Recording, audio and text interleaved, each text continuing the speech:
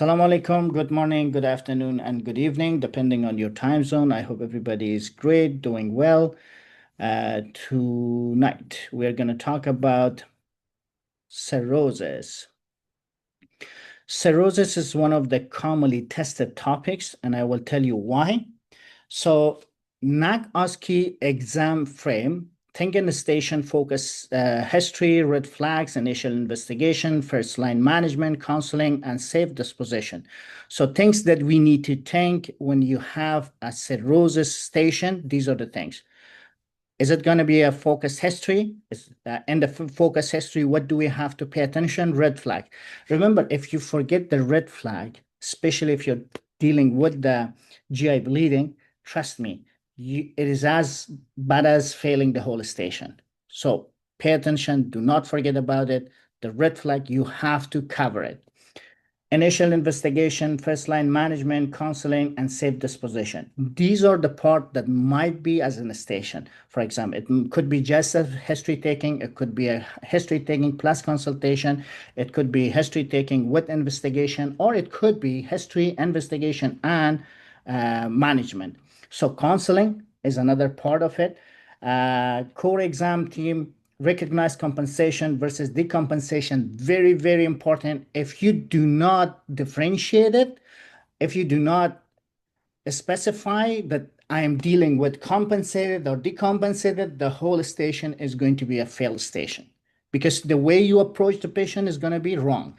So basically, if you're dealing with a station that is cirrhosis, you have to be very clear and you have to make sure that you convey the message to the examiner that I am having a compensated cirrhosis and now I am approaching a compensated cirrhosis. Or if it is decompensated, now I have a decompensated condition and I'm approaching a decompensated station. He has to know it, okay? And you have to make sure that you verbalize it, you have to say it loud, and you make sure that you convey the message. Okay. And never miss ascites, encephalopathy, varicose bleeding, spontaneous bacterial peritonitis, hepatorenal syndrome, hepatic cell carcinoma, surveillance. These are the things that you have to cover. So why cirrhosis is very high yield in NAC-OSCE?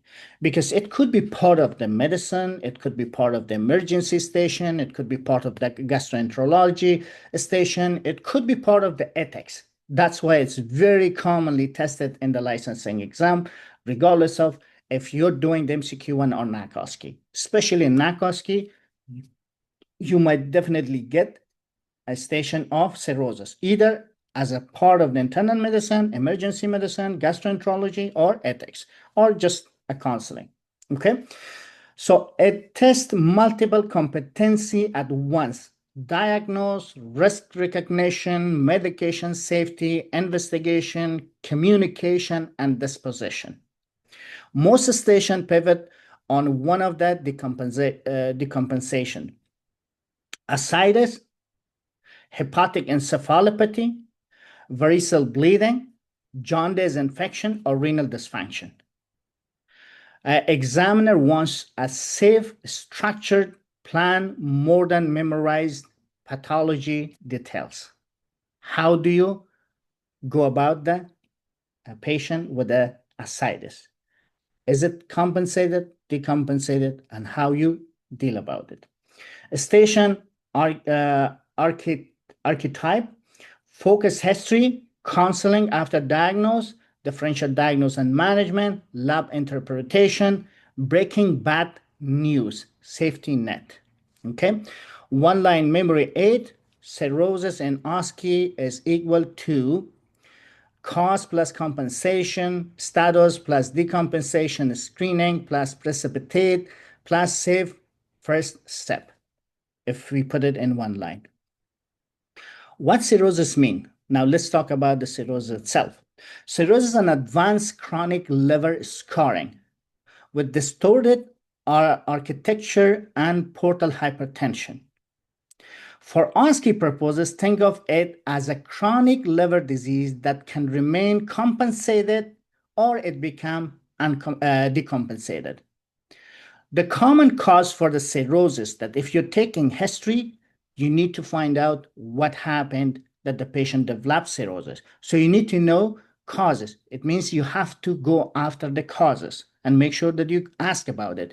Alcohol-associated liver disease, chronic hepatitis B and C, uh, metabolic syndrome, autoimmune disease, cholestatic disease, hemochromatosis. Okay, so these are going to be also in the MCQ1 licensing exam, that what is the cause of cirrhosis? And I have seen hemochromatosis being a cause of cirrhosis, gynecomastia, and even patient with a erectile dysfunction in many question banks. So it means that they might ask you indirectly, so they will put hemochromatosis there as a clue. So be careful. Big pathophysiology concept, portal hypertension plus reduced synthetic function drive, most complication, varices, ascites, encephalopathy, coagulopathy, renal dysfunction, sarcopenia, and infection risk. So ask a phrase. I would identify the cause, determine whether the patient is compensated or decompensated. Look for the triggers and address the immediate complication first. So if you're dealing with that, you need to verbalize it this way so that the examiner knows that you know what you're doing. So first, I have to find if this I'm dealing with a compensated and decompensated, then move on, do your things, and he will know that, oh, you're looking to differentiate between compensated and decompensated cirrhosis. Okay. Now, compensated versus decompensated. For compensated, no prior ascites, hepatic encephalopathy, variceal bleeding, no or jaundice. These patients may still look well, but need surveillance and risk reduction. But decompensated, any ascites, overt hepatic encephalopathy, variceal hemorrhage, or jaundice, these patients need closer monitoring, stricter safety netting, and transplant-minded thinking. So it means when you're dealing with a cirrhosis station, you need to ask these symptoms. Or go after these symptoms or conditions. If the patient has symptoms that is related to one of these conditions, or the patient has a history of this, it means that you're dealing with something much more severe. And it helps you to map out your management plan or next step. What is going to be your next step? What's going to be your management plan? Based on that, who you have to contact. Is it something that you can deal only with a oral medication as an outpatient, or you have to involve or ask a few specialists to get engaged in this condition?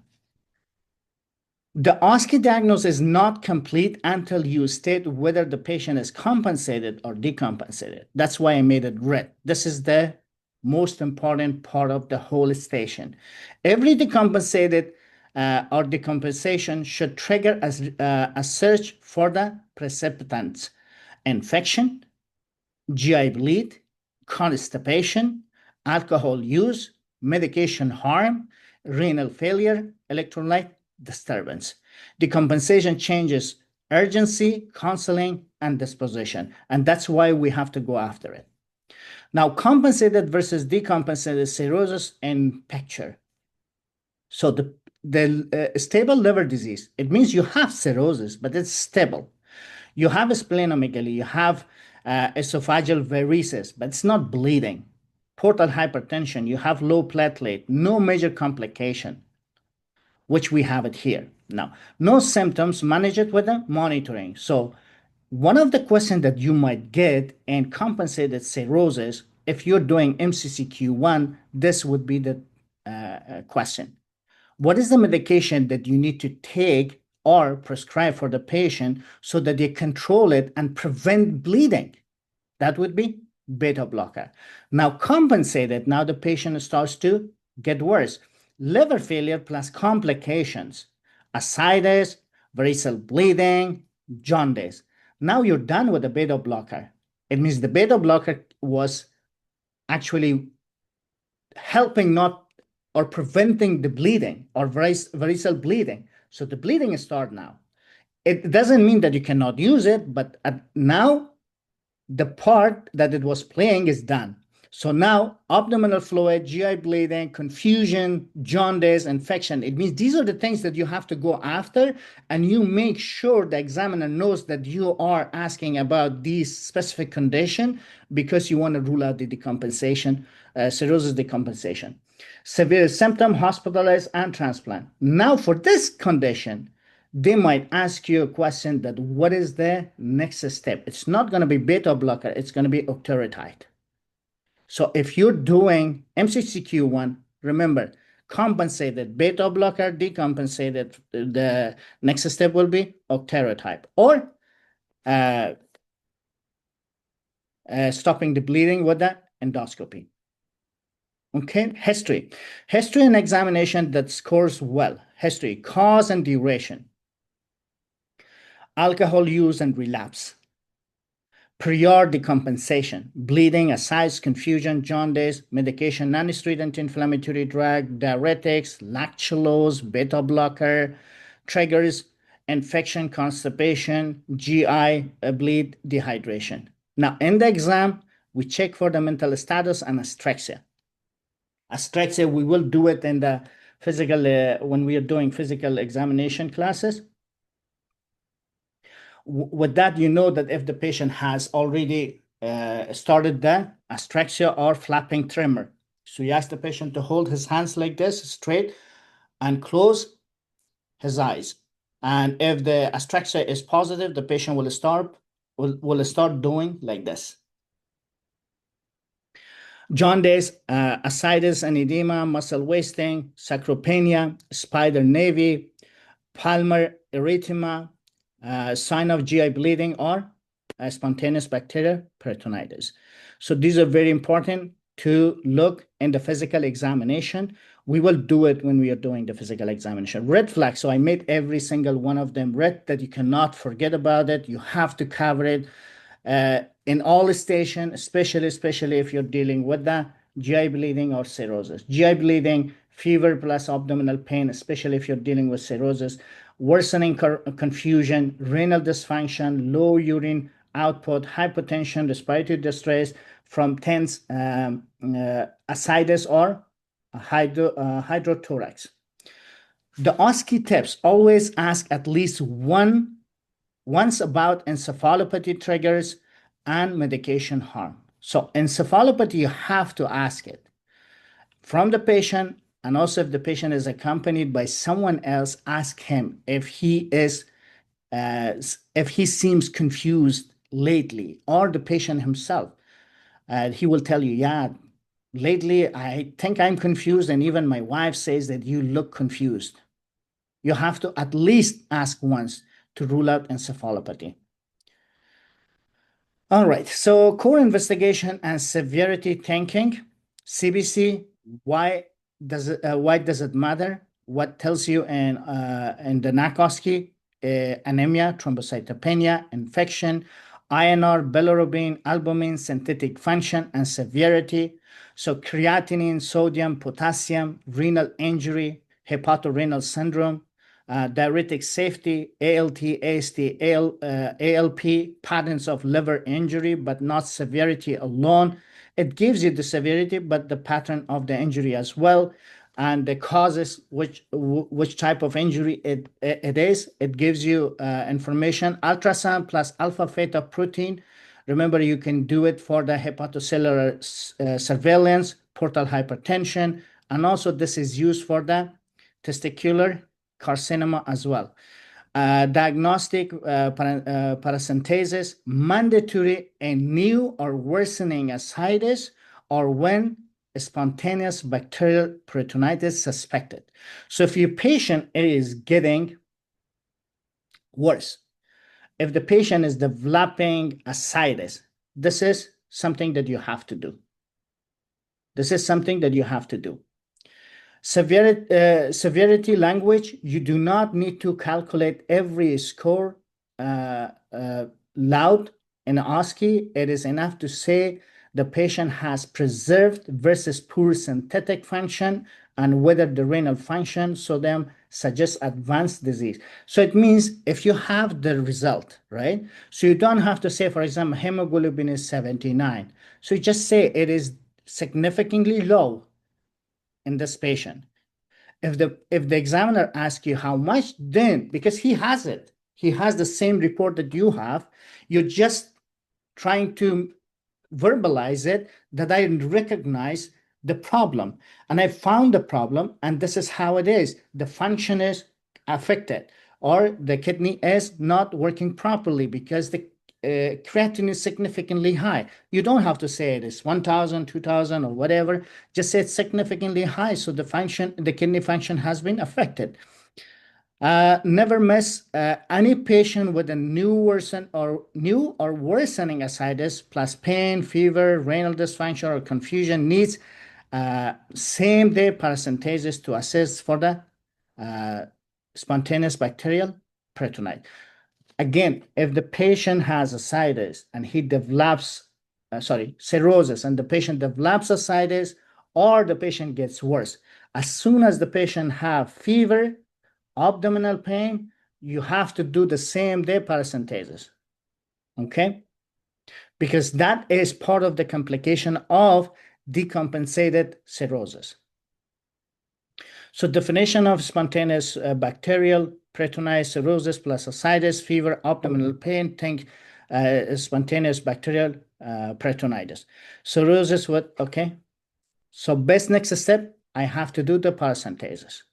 If the neutrophil is more than 250, this is going to be in the licensing exam for the MCQ1, this number. Please remember it.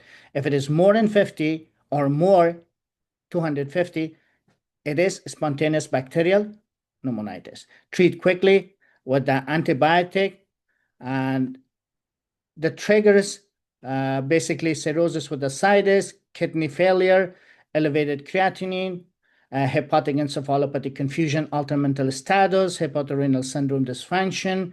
So basically, the patient will develop septic plus shock, respiratory failure. The patient will go to dialysis. If not treated, dead. And this is how the patient will end up. If not treated early. So ascites, the commonest decompensation to manage safely, new ascites.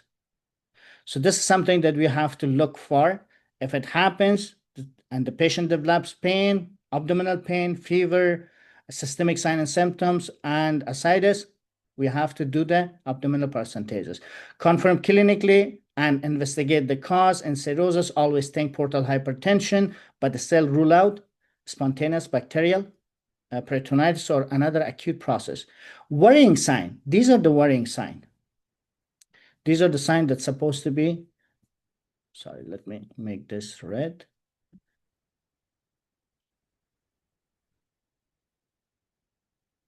These are the worrying signs, okay? Management basics, sodium restriction, diuretics when appropriate, daily weight, and paracentesis when indicated, refractory or recurrent ascites should raise consideration of the TIPS and transplant-oriented referral. Useful Canadian numbers. So these are the things that you need to remember. You might be tested on these ones, even though they're not going after the dosage. They might mention it in the scenario so you know that should it be restricted or not. Sodium target less than 2,000 milligram or 2 gram per day. Diuretics ratio often start with a spironolactone 100 milligram, furosemide 40 milligram, then titrate safely. I would perform or arrange diagnostic paracentesis urgently if the patient has new or worsening ascites with pain, fever, confusion, and renal dysfunction. Hepatic encephalopathy. So for hepatic encephalopathy, the clinical clue is sleep reversal. The patient is awake during the night and the patient is sleeping during the day. Poor concentration, the patient loses the concentration. Irritability, disorientation, astraxia or flapping tremor, which I did mention it before, reduced safety, driving risk, sorry. Look for the precipitant, which is the GI bleeding, constipation, infection, spontaneous bacterial peritonitis, electrolyte disturbance, dehydration, renal failure, sedative, or alcohol. Treatment principle, remember for hepatic encephalopathy, this is going to be in your licensing exam, very commonly tested lactulose. Okay, remember for cirrhosis, compensated beta blocker is commonly tested. For decompensated, octreotide is very commonly tested. For encephalopathy, lactulose is commonly tested. So remember these three conditions or three specific condition that requires the first treatment, but the first line treatment would be these three. Titrate to regular soft stool, add rifaximin or special escalation when recurrent to refractory. Nutrition, this is also very commonly tested because commonly mistaken by IMG. They think that when there is encephalopathy, we have to stop the protein. So do not reflexively restrict protein in hepatic encephalopathy. Cirrhosis care emphasizes adequate nutrition and protein intake. Sarcopenia can worsen hepatic encephalopathy. ASCII language, I would identify and treat the precipitant, start or optimize lactulose, very commonly tested. Please remember this, hepatic encephalopathy. If you're doing MCCQ1, lactulose will be in your exam. Assess safety, capacity, and decide whether this patient can be managed at home or needs admission. So these are the complication. There's a mnemonic that says it's commonly used in all the resources that I have seen and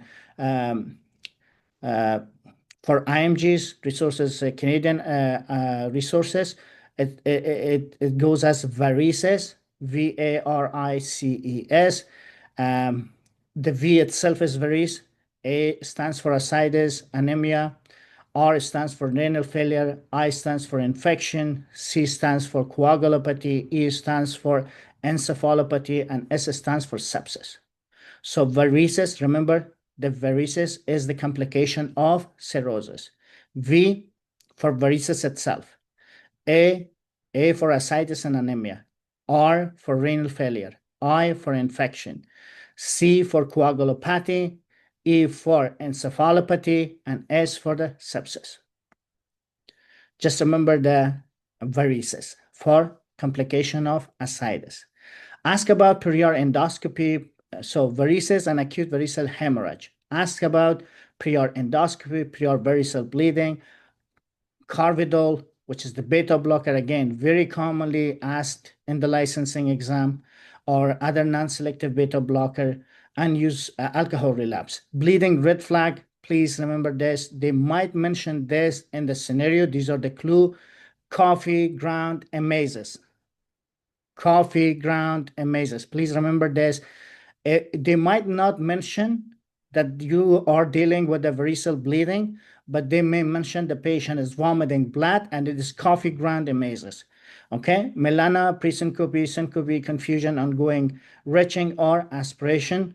Risk, manage as high acuity, ABC, 2 large bore IV, blood products as needed, start vasoactive therapy, antibiotic early, urgent GI, endoscopy. So these are the things that when you're doing the consultation or differential diagnosis management, you need to mention. If uncontrolled, early escalation to intervention radiography, hepatography, or TEPS pathway. Canadian ASCII Pearl, cirrhosis care recommend considering acute variceal hemorrhage in any cirrhotic patient with upper GI bleeding. Useful details, octreotide is commonly used in a Canadian pathway. Remember this. For decompensated cirrhosis or variceal bleeding. Ceftriaxone is another commonly tested antibiotic or medication.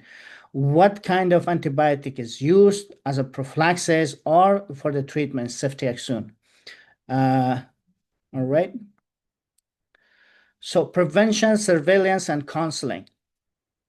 Absolute alcohol counseling when relevant. So if you're doing the consultation station, please remember these. Obviously, we know we do the introduction, we do the ID the patient, and then we make sure the patient is stable enough, the patient is ready, comfortable enough so that we can do the counseling and we understand, make sure that we understand that how much the patient wants to know and what makes the patient worries the most so that we kind of touch bases on that area to assure the patient that he is in a good hand. Not to over reassurance the patient, but we need to calm the patient down because it makes things even worse.